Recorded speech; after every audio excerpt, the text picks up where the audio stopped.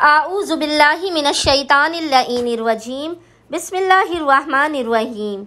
अस्सलामु अलैकुम या अली मदद।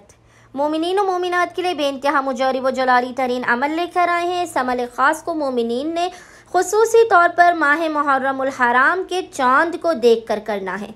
जैसे ही मोमिनीन को मुहर्रमुल हराम के चाँद की इत्ला मिल जाए, मोमिनीन ने इस ख़ास तरीन अमल को करना है।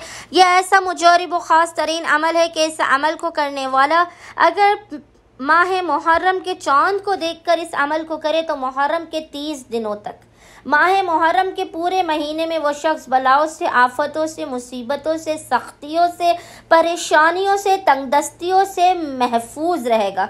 बेइंतहा यह मुजरिब तरीन अमल है। जैसे ही मोमिनीन को पता चल जाए कि माह अज़ा का चाँद नज़र आ गया है, चाँद को देखने के बाद या चाँद की खबर सुनने के बाद मोमिनीन ने ज़ेर आसमान खड़े होकर एक मरतबा सूरह मुल्क की तिलावत करनी है।